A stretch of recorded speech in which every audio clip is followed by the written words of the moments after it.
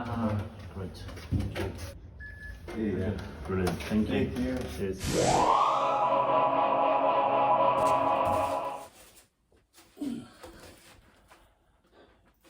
You'd never have believed I'd be so excited to get a sheet of foam in the post, just arrived by courier. Today, I'm going to tell you the story of what's now become known as Foamgate.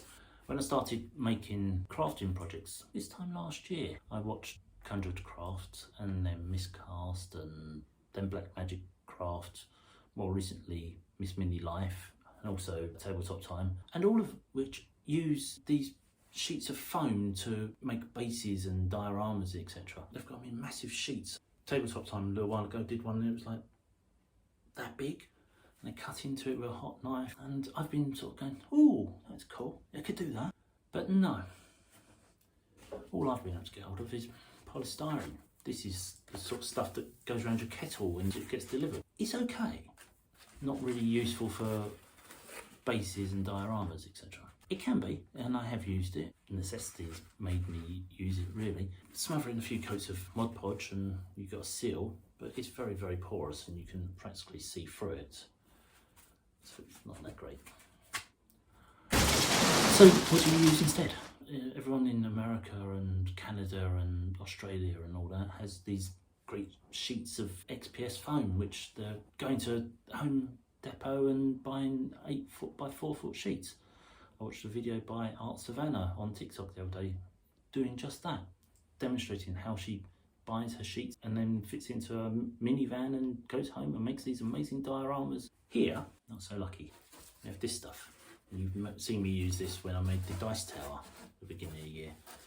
This is expandable polystyrene, but it's very bendy.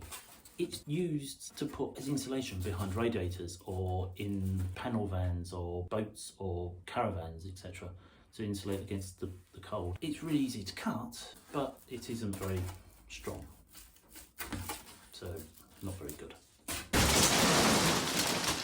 What we have in the UK, for the most part, is this stuff.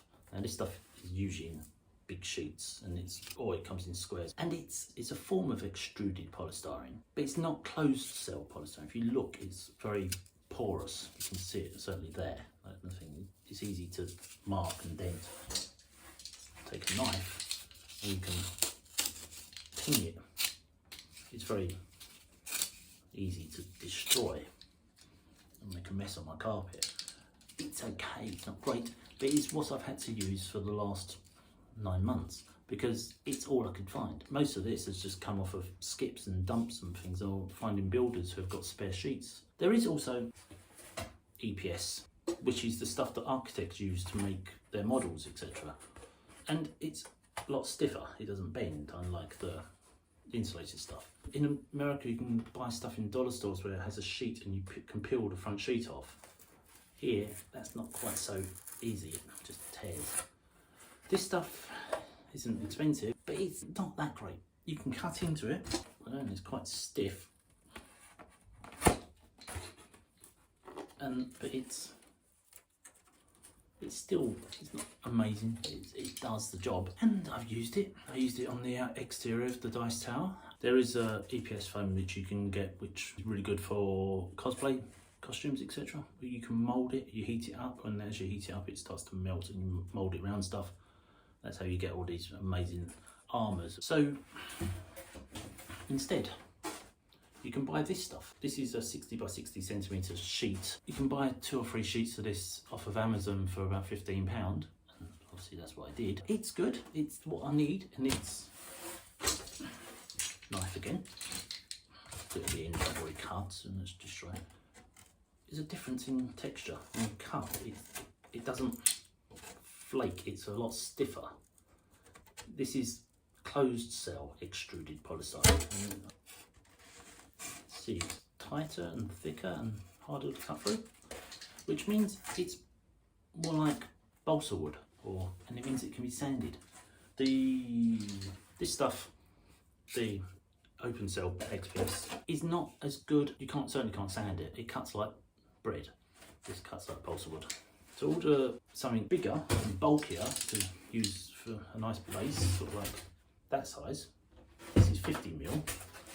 Well, until this, I had only been able to find it on home floor insulation sites and whatever, and they want me to order 50 sheets minimum. Well, that wasn't going to happen. And also, some of these sites are charging £17, £20 a sheet. Then the other day, I happened to look up Extruded Polystyrene, and I found Johnson's installation services down in Hayward Heath. They were good. They were helpful. I phoned them up and I said, I just need a sheet. They went, okay. But the delivery costs £35 a sheet. That's not going to happen. They said, you can come and collect it. So I had a thought, I could get a courier to go to them and bring it to me. So I went on to Hermes and it was like £4.50, something like that. Bit of a difference. So I phoned them back and said, can I order 2 sheets to make it worthwhile? But can you make sure it's 120 centimetres long, because the courier company won't take it over that. Sure, fine, whatever. They cut the rebate off. This bit here, one side, they cut off the top, made it exactly 120 centimetres long, in front of the courier driver, who refused to take it at first because it was that much too wide. They've actually taped this on, given me the bit. The courier driver went, oh, okay, that's fine. And then yesterday I got an email off Hermes saying, your parcel is too big for us and we don't offer a service, so it's going to be £10 extra for us to deliver it. So I wrote back and said, your driver measured it. He watched them cut it down to size. Clearly that worked. It's here. It's arrived. But not in the state it left the firm. That was the inside, so you can see it's nice and smooth. This is the outside. Look at that. Gouged it, smashed it, thrown it about, destroyed it. If I wanted this nice and smooth, that would have been a right problem. But I'm going to cut it to pieces, so it doesn't really matter too much. But it's here. It's finally here.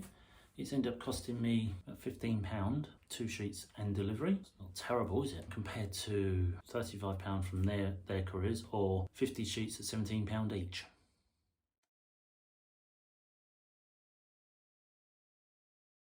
Okay, so this is what I've got. I've cut the piece of XPS down just to fit in, and then this is my idea. Problem being, it's currently the 17th of December, so I've got like a week to put this up and get this together, and then it'll disappear again. But I wanted to do it, and it's just taken me this long to get it up and running. So the idea is that that's the basic setup, I think. And what I was thinking is the bit at the back, which is this thing, will be a ramp running down to there. Maybe something's curving around here. Houses fitted in, paint this white. So little houses at the back, big houses at the front, church, so forth. All of these were random things that one of my neighbours gave me because he knew I liked statues, because they look so much like them, don't they? So that's the plan, that's the idea. But I've got like 3 or 4 days to make it. Might be a bit of a struggle. Progress. We have a mess, awful mess. This is how we're doing. I've got a layout worked out, and I've not been filming the process because basically it's just a case of like cutting bits of foam. So far I've dug that out thing and I've cut that out to do that. I'm having difficulty getting through so that it will sink. I'm trying to get down into it. Well, yeah. So the plan was to do my own Christmas scene diorama, and that was the whole reason for getting that big sheet. And so I put it out on what I called a coal box and laid this out, and I thought, yay, it fits. And I cut it down, started using some of the open cells foam around the backs and sides and things, and made a ramp and made this sort of Christmas scene. Then I cut into the new, great difficulty to get XPS foam. It's polystyrene. It doesn't cut. The pink stuff, the XPS foam, as you can see in the video, it digs, and you get teeth marks, and you can sculpt it and shape it. And the base, this stuff, is absolutely bloody useless. it doesn't do anything. You can't do anything with it. You can't do anything to it. It doesn't, you can't sand it or anything. It just, you can hear it. It shouldn't make that noise. It's crap. It doesn't work. So, my Christmas scene, which I was gonna start on this year and just see how it went and make something, it wasn't gonna be perfect, is a bit of a mess all round now. I've used the open cell polystyrene, the stuff I had already in the most places, and used that as cliffs and things. So I'm so glad I only paid 15 quid in the end, because it's completely useless. Well, there we go. Foam gate once again has kicked in, and yeah, this was a disaster from the start. So if you know of somewhere that I can get 50mm or 30mm XPS foam in sheets that's not going to cost like £25 a sheet, and is not going to cost me £35 delivery, partly because I live in central London and there's ULIS and things like that, but there must be ways of getting it. And if you know a way of getting it, please do tell me. This is a bit of a rambling, oh dear, disaster video, but I guess the courier drivers out there would be laughing and understanding me. And the crafters from other countries probably sitting there going, oh, you just go to Home Depot and buy a 9-metre sheet. Well, if you are, do tell me, make me jealous of somebody buying foam. And if this video was helpful in any way, or entertaining, or anything, give it a thumbs up. Leave me those comments down below. Do talk to me. Tell me how easy it is to go and buy XPS foam in your own hometown. And if you're not already, do click the subscribe button down there and come back next time for a project that might actually involve real XPS foam. It's doubtful, but it might happen. Or make suggestions for what I can do with that, a square metre of polystyrene. Wrap Christmas presents in it, obviously. It's too late now, it's New Year's. Happy New Year. This is obviously filmed a few days before Christmas, but you get the point. Anyway, I'm rambling. I'm going to go and take a dog for a walk, and I shall see you soon. Bye.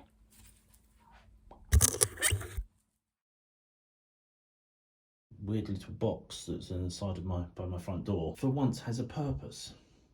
But yeah, not great. But yeah, that's my attempt at a Christmas diorama. Oh well.